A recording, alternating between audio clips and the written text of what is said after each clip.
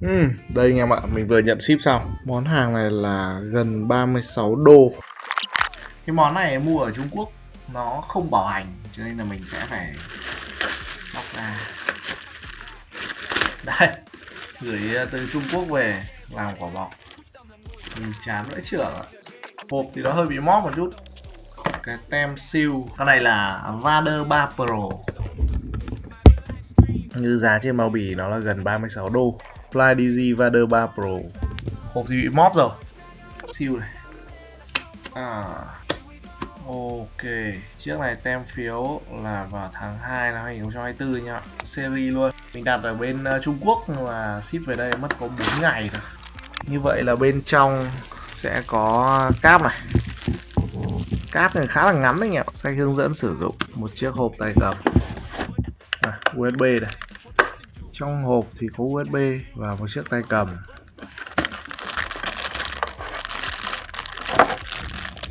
Đây, hôm nay thì mình về tay con hàng này. Đây là con Vader 3 Pro. Đây cái cam bên phải rõ hơn này. Đấy, cái tay này là tay Vader 3 Pro. Được chưa? Nói chung là nghe là đã thấy Pro rồi. Chiếc tay cầm này có công nghệ là Home Effect Joystick. Đấy, chống bị trôi cần analog. Các cái phím A, B, X, Y. Lấy tay cầm tàu hành rank Việt. Các phím A, B, X, Y sẽ là tay cầm có Micro Switch 2.0, tức là phím cơ. Được chưa? Nhanh hơn và sáng hơn, ý là led rồi. Chơi được cả trên PC và mobile, multi platform support. Đấy, được chưa? Tay cầm này của hãng FlyDigi, một cái hãng mà tương đối là nhiều tay cầm xịn. Phiên bản mình đang có nhà Vader 3 Pro. Cái ngày xuất xưởng của chiếc tay cầm này là tháng 2 năm 2024, tương đối mới nhỉ. Đấy, tương đối là mới. Cái tay cầm này thì khi mà mình đặt hàng và nó ship về thì nó bọc rất là lởm anh em. Ngoài cái hộp này thì nó chỉ có một cái túi giấy bóng bên ngoài thôi. Chiếc tay cầm tiền cũ anh em nhé, tiền cũ mà là ngoài cái hộp đen đen mà mình đang cầm trên tay này thì nó chỉ bọc một cái túi ni lông rất mỏng bên ngoài, và nó về đến tay mình đã méo bố cả hộp rồi. May là bên trong là không việc gì. Nói chung là bọc hàng khá chán, nhiều cái chưa muốn nói đó. Rồi, ok. Thế thì trên tay nó là cái này. Cái tay cầm này thì anh em có thể nhìn thấy nó là dáng của tay cầm Xbox. Cái dáng tay cầm Xbox này thì khá là phổ thông. Hôm vừa rồi thì mình vừa mới test cho anh em một cái chiếc tay cầm khác cũng dáng Xbox đúng không? Đấy, nhìn nó giống nhau không? Form này cũng y hệt luôn, to bằng nhau. Đấy, to bằng nhau. Đây là chiếc tay cầm mình săn thì là cái tay này là gần 400.000. Tay này thì mình đã review khá kỹ cho anh em rồi, nó đã trải nghiệm trên livestream rồi. Tiếp đến là cái tay cầm này. Cái cầm này thì nó chỉ có 4 nút macro thôi nhá, 4 nút thôi, nó không có 6 nút, được chưa? Ở phía trên này thì nó không có. Đấy, nhưng mà đằng sau thì là nó có 4 nút. Tôi thấy thực ra là 4 nút thì là cũng tương đối nhiều rồi. Ở mặt trước thì nó có 2 nút nữa, thì tôi không biết 2 nút này có phải 2 nút macro không, vì tôi chưa đọc sách hướng dẫn sử dụng, không biết là nó có phải là 2 nút macro không. Đấy, đại loại là như vậy là cũng có 6 phím phụ. Cần trigger của nó. Đấy, nói chung là bấm khá sướng và cái cảm giác khá cao cấp. Phạm 6 nút lần xếp. Đấy, cái cần trigger khá là cao cấp. Mà không biết là cần này thì công nghệ gì, nhưng mà đại loại ấy, là nó có cái tùy biến ở đằng sau đây. Đấy là cái tùy biến là nông sâu. Tức là nếu mà mình muốn gõ cái cần bình thường thì như này. Đấy, còn nếu mà mình gạt cái này lên thì nó trở thành bấm nghe nó click. Đấy, mà cái hành trình phím của nó sẽ còn rất là ngắn. Đấy, anh em thấy không? Hành trình phím nó còn rất là ngắn, bấm cái này. Đấy, mà nghe nó lại click. Ôi bác lòng ôi, em cũng mới trôi 2k xịt nhựa con Gallic mà. Đấy, thấy không? Nghe nó click không? Đấy. Thì với cái việc mà nó rút ngắn cái hành trình của cái cò đằng sau này xuống thì nó rất phù hợp với những anh em nào chơi game bóng đá. Vì game bóng đá mình không phải là game bắn súng, cho nên là cái này nó nông như này thì lại rất là phù hợp. Giả sử như anh em nào mà dùng chạy nhanh là nút R2 giống như tôi. Đây là nút chạy nhanh. Nghe sướng tai nhỉ. Đây là nút chạy nhanh. Thì khi mà anh em đẩy bước 1 nó sẽ sướng hơn chứ. Bởi vì là sao? Cái hành trình phím nó rất là ngắn, mình chỉ cần tích cái đúng không? Là nó nhảy. Chứ mình không cần phải bấm hết cò. Bình thường ấy là phải bấm hết cò này. Đấy thì mới là 2 phát là đúng không? Nhưng mà đây không cần. Bây giờ mình lại tích cái. Nó nhanh hơn nhiều chứ. Có vẻ là hợp lý đấy. Ngoài ra thì phía trên cái tay cầm này thì là cổng USB Type-C. Cứ dùng PS 5D. Cổng Type-C. Và cái phần to này là cái phần để nó gắn cái giá đỡ điện thoại. Đấy, cái phần này thì thường những cái tay cầm nào mà hàng gọi là có cao cấp mà có thiết kế để gắn được điện thoại thì nó sẽ có cái này anh em. Đấy, đại loại như vậy, đấy là cái phần thiết kế của nó thôi. Ok, Twice C. Con này cái chuẩn sạc của nó là 5V 0,8A thì anh em chú ý nhá. Hoạt Đinh, Cái chuẩn nhìn sạc. cam chính diện mặt xếp đê tiện vãi. Cái chuẩn sạc của tay cầm thì các bạn phải nhìn. Ví dụ như cái chuẩn sạc con này là 5V 0,8A thì anh em có thể cắm cái sạc 5V 1A thì vẫn có thể sạc được. Nhưng bạn nào cắm cái loại sạc nhanh 5V 2A hoặc 2,5A cắm vào thì rất dễ cháy nổ nhá. Bởi vì ấy, tùy các loại thiết bị điện tử. Có những thiết bị điện tử thì nó sẽ có một con IC nó kiểm soát dòng điện ở bên trong cái main. Thì các bạn cắm cái sạc với cái nguồn ampere nó cao hơn không hẳn là việc gì, bởi vì là con IC nó sẽ điều chỉnh. Nhưng có những thiết bị nó không có cái con IC đó, hoặc con IC nó làm việc không tốt thì nó sẽ sinh ra cháy nổ nếu như các bạn cắm sạc mà các bạn không để ý, hiểu chưa? Thế thì nên kiếm một cái đốc sạc. Tôi nghĩ là đã muốn sử dụng không dây và sạc pin thì nên kiếm đốc sạc, chứ đừng có hí hoáy cắm mấy quả sạc nhanh các thứ vào xong rồi oảng lên nhá. Bởi vì các bạn biết rồi, cái công thức tính nhiệt lượng tỏa ra đúng không? Đấy, Q tỏa thì nó là bình phương dòng điện nhân với một cái dãy lằng nhằng phía sau, tôi quên mẹ nó rồi. Cho nên bình phương dòng điện thế là gì? Dòng điện tiêu chuẩn của nó là 1 mà các ông cắm vào một cái sạc mà nó có dòng điện gấp 4 lần, tức là nhiệt lượng nó tỏa ra gấp 16 lần. Bình phương mà. Đấy, cho nên các ông cẩn thận nha. Nó cháy nổ đây là quá đấy, chứ không phải là đơn giản đâu. Việc học rất quan trọng. Ok, mặt trước của nó thì layout cơ bản rồi, không khác gì các cái tay Xbox thông thường khác. Nói chung là nhìn nó giống với con Xbox Series X thôi về mặt trước. Tuy nhiên con này thì nó có cái cần analog hole effect, anh em nhớ nhá. Cái cần analog hole effect là một trong những cải tiến công nghệ tuyệt rồi vời. kênh ôn thi đại học. Đấy. Dr. Strange gửi 10.000 lớp. Đấy, phím bấm khá là sướng. Nói chung là cái phím này thì tôi cũng thấy là nó không có được thích lắm. Nếu như mà bấm chỉnh chiến thuật các thứ thì ngon, nhưng mà nếu mà bạn nào chơi mà di chuyển bằng phím D-pad thì không nên, bởi vì cái cạnh này nó vát khá sắc, vuốt là nó đau tay. Hello sếp. Vuốt là nó đau tay nha. Đấy, cho nên là cái này thì để chỉnh chiến thuật các thứ thì ngon này, còn không cái cạnh của nó vuốt khá là đau tay anh em nhìn này, cái cạnh nó vát khá sắc này, thấy không? Đấy, cái cạnh vát khá sắc, vuốt thì sẽ đau tay đấy. Đấy, phím này là phím cơ. Đấy, bấm vào nghe này, thấy chưa? Đấy, Dr. Strange gửi 10.000 lớp dù baby. cái nút L1 R1 phía trên này bấm khá là ngon, bấm khá ngon, không bị cấn tay. Nói chung là form Xbox thì tôi nghĩ là nhiều bạn sẽ dễ làm quen thôi, nhưng mà sẽ không dành cho những cái bạn nào mà tay quá ngắn nhé. Ông nào mà tay bé quá thì nên sử dụng cái form giống kiểu PlayStation, cái form ôm thôi. Đây này, ví dụ như cái thiết kế của con này, bạn nào tay ngắn thì cầm sẽ rất là ok, cái form ôm. Được.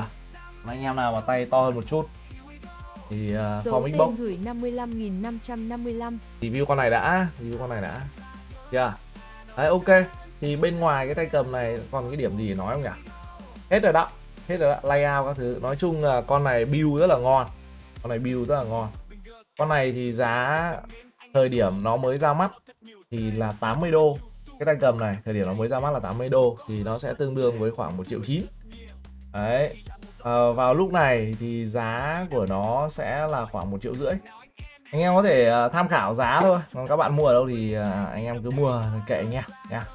Đấy, thì tay cầm này hiện tại Sếp Alicia 7 VTB với Beckham LN ai ngon hơn ạ, cần suất chạy cánh. review cho nó đầy đủ, được chưa? Dạng éo quan trọng lắm rồi, nhưng mà cảm ơn sếp để em mua một cái coi như quà cảm ơn. Đây, cái tay cầm này nó nặng 258g. Đấy, tức là nó nặng hơn cái tay Xbox Series X một chút. Lý do mà nó nặng hơn ấy thì cái tay này nó nặng hơn so với cái tay Xbox Series X một chút, bởi vì là nó có pin sẵn bên trong. Tôi nghĩ là nó nặng hơn 20g là vì cái pin thôi. Đấy, nó build rất là ngon, tay này build rất ngon. Link sản phẩm các thứ anh em xem phần mô tả video và comment ghim nhá, để các bạn tham khảo thôi, thông số các thứ thôi. Các bạn hoàn toàn có thể tìm chỗ khác để mua một cái ủng hộ cháu. Tiếp tục này, mình sẽ review tiếp cho anh em cái phần cái tay cầm này và mình mua ở đâu, mình sẽ chỉ luôn cho anh em. Nhưng mà tôi thấy là anh em hỏi quá nhiều, anh em quan tâm quá nhiều, thì đây, mua ở đâu thì tôi chỉ cho anh em luôn. Cái tay cầm này nếu như các bạn truy cập cái đường link mà mình có để cho anh em tham khảo thì đây là một shop ở Việt Nam bán giá trung bình 1.450.000. Thì đây là một cái giá cơ bản các bạn So với PS5 thì con nào ổn hơn vậy sếp? Các bạn sẽ thấy là cái giá này là bằng với giá tay PS5 luôn. Đúng, bằng với giá về tay PS5. Mình thì mình chưa đá, chưa test, mình chưa đưa ra kết luận. Nhưng mà chắc chắn con này nó sẽ có nhiều thứ để các bạn có thể là tham khảo. Con này là Vader 3 Pro nhá anh em nhá. Cái thông số sản phẩm này thì các bạn thấy này. Con này thì nó chơi được với cả mobile các thứ. Dần nông. Đấy. Có thể thay đổi được cái cần analog. Đấy, các bạn tháo ra tháo vào các thứ, nâng hạ cái cần analog. Đấy, nói chung là công nghệ analog của này khá là ngon rồi. Cấu hình các thứ các bạn hoàn toàn có thể cài cái app của nó vào để tinh chỉnh rất là nhiều thứ, lưu profile, lưu macro. Và nếu như mà các bạn không cài phần mềm thì các bạn vẫn dùng nó bình thường, cắm vào máy là nhận luôn. Đấy, được chưa? Các bạn chơi game mobile hoàn toàn có thể mapping phím. Ví dụ như các bạn chơi những cái tựa game như kiểu Free Fire các thứ vẫn có thể map phím mà chơi được tay cầm. Liên Quân, chơi Liên Quân vẫn có thể map phím chơi tay cầm được. Đây, và phím cơ của nó đây. Nói chung là đây, nó thông tin để các bạn hoàn toàn có thể tham khảo. Update cả D-pad này, update nút phím này. Polling rate, đây cái này nó đang nói là polling rate và độ trễ rất là thấp. Được chưa? Update cả cái phần đèn đóm. Đấy, được chưa? Các bạn tham khảo thông tin và giá cả thì ở đây. Còn các bạn mua ở đâu là quyền các bạn nha, chứ mình không bán. Anh quay camera xuống review tay cầm đá một trận sâu thao tác tay luôn. Sản phẩm này mình không bán để cho anh em giới thiệu cho các bạn thôi. Giá bao nhiêu thì tôi đã show cho các bạn rồi, mua ở đâu tôi chỉ các bạn rồi nhá. Được chưa? 850. Đánh giá với tiêu chí là 900.000. Trong khi giá gốc của nó là bằng còn cao hơn cả con tay PS5. Đây, chiếc tay cầm này thì nó có đi kèm đấy là sách hướng dẫn sử dụng, chưa bóc luôn, nguyên siêu, chắc cũng không cần đọc đâu vì mình có thể lên mạng xem hướng dẫn. Nói chung là chất liệu nhựa khá rẻ tiền, tuy nhiên thì là có gọi là nắp trên nắp dưới, tức là đắp cho cái này cái chăn. Cái sợi cáp của nó là sợi cáp thoai si thôi, nhưng mà sợi cáp này tương đối ngắn anh em ạ. Sợi này thì nó cũng chỉ rơi vào đâu đấy khoảng 80 cm đến 1 mét thôi. Nói chung sợi cáp ngắn như thế này thì nó không có nhiều tính ứng dụng, tôi chả bóc ra nữa. Đi kèm là chiếc USB 2.4 anh em. Hết rồi, trong hộp nó đơn giản thế thôi. Ngoài ra có một tờ giấy đấy, đại loại là tên sản phẩm các thứ. Trong này có nói là anh Bình review tử tế vào, còn em còn tặng cho anh thêm vài cái nữa, nhớ nhé, ký tên. Đấy, chữ Tàu, tôi tạm dịch như vậy thôi. Ok, bây giờ mình sẽ test kết nối có dây trước nha. Rồi này, bây giờ gạt cái này sang trái này. Ôi giời, cái nút gạt càng phết. Ok anh em ơi, nó hiện rồi này, Fly DZ Vader 3. Gạt hết sang trái, gạt cái nút chế độ sang trái, sau đấy rồi giữ nút home 3 giây. Lúc nãy mình chỉ bấm là mình không giữ. Nãy mình chỉ bấm mình không giữ cho nên là nó như vậy anh em ạ. Ok. Bây giờ mình sẽ sang mình test cho anh em. Rồi, test tay cầm đã. Rồi, để tôi thử bấm nào. Đây, analog này. Nói chung cái con analog này thì nó không phải là loại analog quá là cứng cáp anh em ạ. Tức là nó rất là nhẹ. Cái lực để mình có thể bấm được cái analog này thì nó rất nhẹ. Nó không phải là cái loại cứng cáp như là một số con. Ví dụ như là con G45 này nó cũng là nhẹ này, nhưng nó vẫn cứng hơn một chút. Con này nó cũng là nhẹ nhưng mà nó cũng kiểu thả tay ra thì nó về tâm nhanh hơn. Cảm giác là cái phản hồi, cái lực đàn hồi lò xo của nó sẽ nặng hơn một chút. Còn con này thì tương đối mềm anh ạ. Con này tương đối mềm. Cái analog con này rất mềm luôn. Đương nhiên là nó là 360 độ rồi. Ở bên cạnh này các cái điểm cực đại này thì nó cũng có dead zone một chút, nó không ảnh hưởng lắm, Cái này chơi game bóng đá nó không ảnh hưởng lắm. Em nào, đây là một chiếc tay cầm bóc hộp thì đây, cái sai số của analog nó rơi vào 8%, 9%. Đây, tôi có nói với anh em ấy là rất nhiều những cái loại tay cầm mà các bạn bóc hộp ra thì cái này nó đã lên đến tầm 13% rồi. Và nói chung chơi vẫn bình thường. Cái tay cầm PS5 với lại Xbox các thứ của tôi thì nó cũng thế. Nhất là tôi test. Rồi, đại loại là 9,5%. Bởi vì cái analog này thì nó làm theo cái dạng là không phải là hình tròn 100%, mà cái đồ họa biểu diễn của nó sẽ là một cái hình, nó không phải hình tròn, nó hơi là hình vuông vát cạnh. Đấy, cho nên đây, một chiếc tay cầm vừa mới bóc hộp ra thì nếu các bạn nào mà cứ đi ngồi mà test kiểu bới lông tìm vết test thì nó sẽ ra cỡ này. Nhiều ông rồi sẽ gọi điện ngay cho cái shop bán hàng là alo, bán tay cầm lỗi cho bố mày, đổi đi các thứ. Nhưng mà thực tế là có đổi cái tay nào nó cũng vậy thôi, bởi vì là tay bóc hộp nó cũng như này, có đổi cái tay khác ra test lại cũng thế. Bởi vì là nhà sản xuất người ta đã để cái thông số này rồi, nhà sản xuất họ đã để thông số này rồi. Thực ra cái thông số này nó không ảnh hưởng đến game mấy. Đấy thì đó là test cho anh em nha, phím bấm các thứ. Đấy, Nói chung nhạy khá ngon. Cái cần trigger này, bấm nhẹ nhẹ xem nó có nhạy không nha. Đây, khi mà mình để nó lên ở cái tầm là độ nông ngắn nhất thì bấm phát là nhận luôn. Đấy, anh em thấy không, là nó đen xì luôn. Đấy, nó sẽ không nhảy cái này theo cái dạng là 0,1, 0,2, 0,3 mà nó nhận luôn, một luôn.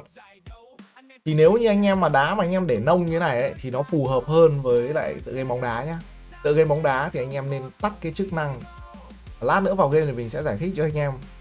Mà rất nhiều các streamer không hiểu cái này cho nên là giải thích sai cho các bạn. Lát nữa tôi vào tôi giải thích cho. Đấy, cái này các bạn bấm phát là nó nhẹ một luôn, thấy chưa? Chỉ có 0 và 1 thôi. Thế nhưng mà này, kéo cái này xuống này. Để cho cái hành trình nó dài hơn thì các bạn sẽ thấy này, cái cần trigger nó thâm dần này. Anh em thấy nó thâm dần không? Đấy, và nó nhận những cái thông số rất là bé này, 0,2 nó cũng nhận này, 0,4 này. Đấy thấy chưa? 0,15 này. Đấy, thấy chưa? Nó thâm dần. Đấy, tuy nhiên với những bạn nào mà chơi game bóng đá thì tôi khuyên anh em là nên để nó chỉ nhận 0 và 1 như này chuẩn hơn. Như này hợp lý hơn cho game bóng đá nhé. Đấy, thì đây là một cái điểm cộng. Nói chung là trigger của con này ngon, không có gì phàn nàn về nút bấm các thứ cả. Cái cần analog thì sẽ có nhiều anh em sẽ hơi kiểu lấn cấn. Anh em sẽ kiểu lo lắng là nó 10%, nhưng mà tôi thấy là tôi dùng rất nhiều tay cầm rồi, tay cầm Xbox Series X, tay cầm DualSense các thứ thì cắm vào nó cũng cứ tầm này. Bây giờ tôi sẽ đọc cái hướng dẫn làm macro cho anh em xem như thế nào. Với những cái tay cầm tàu khác, thực ra là mấy cái tay này đều là tay cầm tàu. Mấy cái tay này thì các bạn không phải cài phần mềm để macro phím nha anh em nhá. Cái tay này không phải cài phần mềm để macro phím, mà các bạn có thể dùng những cái tổ hợp phím để gán luôn trên này mà không phải cài bất kỳ cái phần mềm nào. Thì đấy là một cái cực kỳ tiện. Cái này rất tiện luôn. Tôi đánh giá cao mấy cái tay cầm giá rẻ hơn ở cái phần này. Còn cái tay Vader 3 này thì hướng dẫn sử dụng của nó rất ngắn, rất là ít thông tin. Và tôi không thấy nó hướng dẫn macro phím anh em. Tôi không thấy hướng dẫn ở trên cái quyển này. Nó đưa cho mình một cái tập mà hướng dẫn sử dụng thì lại rất ít, trong khi đó để quảng cáo sản phẩm khác thì nhiều.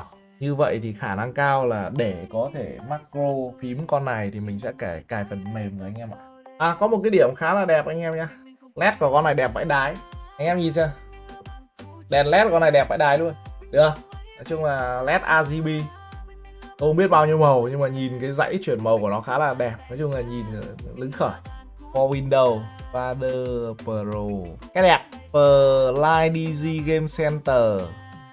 Rồi, thế thì bây giờ tải cái tool nào? Đao cái cuối cùng. Chỉ phải đao mình cái này đấy nhá. Đao mình cái này là đúng rồi. Cái Activation tool này là không dùng. Fly DZ Station. Đúng rồi, đao mình cái này là chuẩn rồi. Đây, nó cũng đã nhận cái tay cầm của mình rồi. Đây, vào đây phát thì nó hiện luôn là cần phải update firmware này. Cái tay cầm của mình đang là phiên bản gì thì không biết nữa, nhưng mà đại loại là nó yêu cầu mình update. Phải update cái software phát, update cái tay cầm nữa. Bấm vào không có gì xảy ra vậy. Đây, macro phím này, đây này, nó có 4 nút này, M1, M2, M3, M4 này. Anh em mà muốn macro thì anh em phải vào đây macro này. Đây là phần mapping đây, mapping phím đây. Bạn nhìn lăng nhăng vậy. Map phím này, Map with Gamepad này. M2 hiện tại nó đang nhận phím này. Map to LED mode, click menu, the top. Đây, mình sẽ chọn cái phím này. M2 thì sẽ là macro. Rồi, mình sẽ chọn macro. Press to loop, really to stop. Cái này là vòng lặp mà. Trigger one on press. Đéo gì mẹ, lằng nhằng ấy nhỉ? Ca này khó. Lằng nhằng nếu chưa được. Từ từ. Dòng đầu bấm một lần là thôi. Không, cái này thì đúng, nhưng mà cho nó có hành trình nút thì như thế nào là phải cài đặt. Đây multi function. Multi function thì cái này là thay cho chuột thì không đúng rồi này. Cái phần này là ngắm bắn các thứ thì không đúng này. Cái phần này là phím bấm này. Map with Gamepad, nút M2 can set. Đây cái là nó nói này, nút M2 này hoàn toàn có thể set cho nó một cái nút là nút null. M2 là nút nào ta? M2 là nút này, M2. Đấy, nếu mà mình gắn cho nó nút M2, cái nút là nút M2 luôn thì tức là bấm vào nó sẽ không có tác dụng. Đấy, thế thì đại loại là như vậy anh em ạ. Rồi, cái nút M2 này thì tôi sẽ cho nó là cái đổi chiến thuật đi. Cái nút M2 này thì tôi sẽ dùng nó là đổi chiến thuật đây, ví dụ là đổi chiến thuật xuống này. Đấy, nút M4 này thì sẽ là chiến thuật là nút đổi lên đi. Đấy, thì như này, tôi chỉ cần bấm nháy này thôi là nó sẽ đổi lên. Rồi ok. Cái phần nút M1 đi. Nút M1 thì tôi sẽ để nó là nút sang phải. Nút M3 tôi sẽ để nó là nút sang trái. Cái này là để chiến thuật nhanh. Rồi, thì đây là nút macro theo cái dạng là một phím, macro một phím. Còn macro theo một cái kiểu khác, đấy là macro hành trình. Để tôi sẽ cài vào phím C, phím Z đi nhỉ. Phím C đi, chẳng hạn như tôi sẽ cài phím C này là phím FD. Xem nó có nhận không?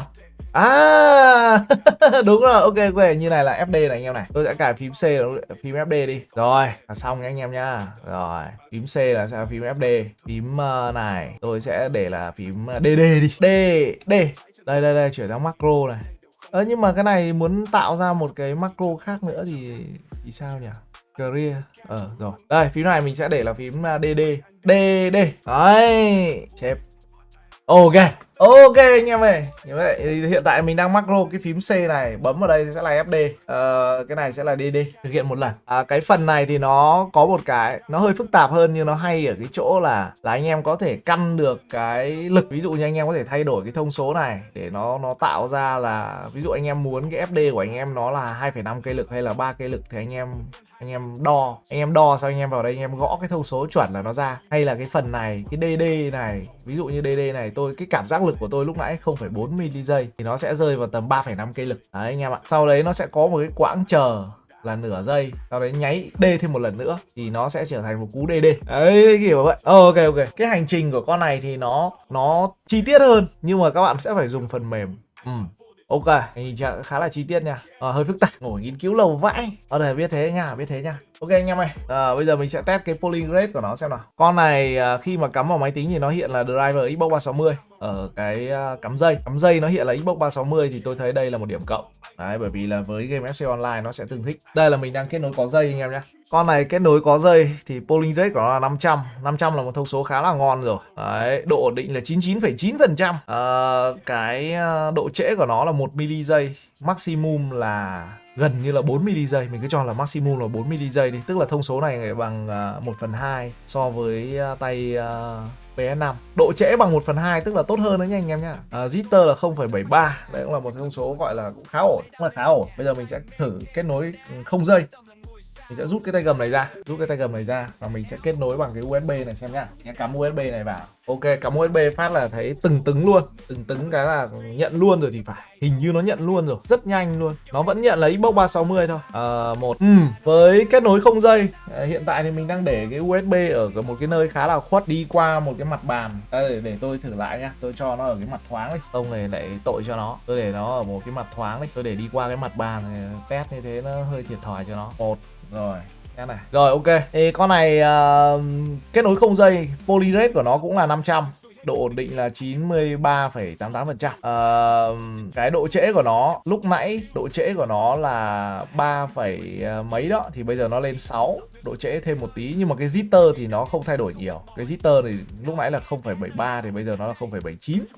Như vậy là chiếc tay cầm này kết nối không dây nó gần như là ngang ngửa với kết nối có dây anh em ạ. Đây là một cái điểm mà chi tiết mà tôi thấy hãng làm tương đối ngon anh em. Kết nối không dây nhưng mà cho ra một cái độ phản hồi và đáp ứng gần như tương đương với kết nối có dây. Như thế là cũng khá là ổn. Đặc biệt là với những anh em nào mà kiểu thích gọn nhẹ, thích thời thượng thì tôi nghĩ là xịn. Cái này là xịn nha, đánh giá cao đấy. Cái nữa là kể cả khi kết nối không dây thì nó vẫn nhận là Xbox 360. Ok nha. Như vậy thì nó khá là linh hoạt cho anh em. Giả sử như là anh em đang chơi kiểu thời thượng, đang kết nối không dây, đang đá tự nhiên hết pin. Đấy, thì anh em có thể lôi ngay một cái cọng dây khác, anh em cắm phập phát vào đây. Thế là nó lại nhận luôn anh em ạ. Bởi vì là anh em thấy nó chuyển đổi kết nối giữa hai trạng thái tương đối mượt mà, đúng không? Đấy, rất nhanh luôn đấy. Giả sử như anh em mình đang đá một trận đấu rất là căng củ cọt, tự nhiên tay cầm hết pin phát, cầu thủ đứng đờ ra. Đấy, nhưng mà đã có một giải pháp. Đấy là mình lôi một cái cọng dây khác, mình cắm phập phát vào, nó lại nhận luôn. Đó. Cách đấu là hay rồi. Cách đấu đâu có gì là xấu. Đi ơi là Duy. Hack game FCO đề nghị gà rán tăng lương. Đấy. Em cứ chụp thẳng vào cho anh. Phước, làm luôn đi. Chứ con đấy ngon mà, phím bấm các thứ thì tuyệt vời quá làm gì. Đấy em đang có trên tay, em review cho các bạn. Anh thì anh thấy rất ngon. Sút. Ui. Cristiano Ronaldo chọn vị trí hay. Thì là tôi không biết đâu nhá. Anh không biết à? Không. Em tưởng anh update đầu tiên chứ. Vậy đấy. Đây nó ghi là không bảo hành này. Nếu mà hỏng thì cũng ngu người thôi em. Con Ronaldo này dứt điểm hay anh em nhá. Giá của nó hình như là vẫn rẻ con CC đúng không?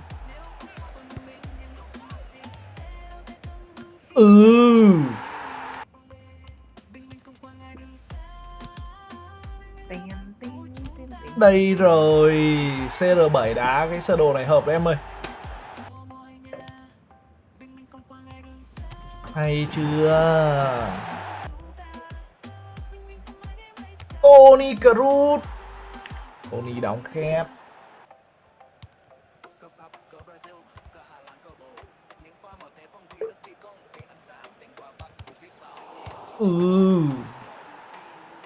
Văn vơ đề. Chú Vâng. Trẻ đẹp thế này. Mày gọi anh Luận là chưa. Ui, Benzema sút kìa. Chiếc tay cầm mà mình đang có ở đây là chiếc Vader 3 Pro. Đây là chiếc tay cầm nếu ở cái giá là 1,2 triệu là chiếc tay cầm mà anh em nên mua, và nó ngon hơn so với con Xbox Series X. Đấy, nó có nhiều thứ ngon hơn. Ở đây có rất nhiều cơ hội để anh em có thể là mua nó với mức giá rẻ hơn 1,2 triệu, để là quá tuyệt vời. Hiện tại thì cái giá trung bình của cái tay này trên thị trường nó đang 1,5 triệu, nhưng mà anh em hoàn toàn có thể mua được ở những cái mức giá rẻ hơn ở những cái đợt săn sale các thứ. Chiếc tay cầm tuyệt vời với cái giá đó mọi người nhá. Đấy, review của tôi đơn giản thế thôi. Cái phần kết luận ở đây có một cái điểm mình không thích ở tay cầm này, đấy là cái tiếng kêu clicky của nó. Thứ nhất là nó mỏng quá, cái tiếng kêu nó mỏng, mặc dù bấm thì rất sướng nhưng mà cái tiếng này nó làm cho mình đau đầu, nó làm mình đau đầu anh em ạ. Thế thôi nhớ mọi người. Anh đến từ Cameroon, anh là vô địch. Khi anh đá vùng chân thì thủ môn bay người vô địch. Chú cho một tin anh là vô địch. Cảm ơn vì đã theo dõi hết video. Hãy bấm đăng ký theo dõi kênh của mình và nhớ bật nút chuông thông báo ngay bên cạnh để không bỏ lỡ bất kỳ video nào mình ra trong tương lai. Còn bây giờ xin chào và hẹn gặp lại các bạn.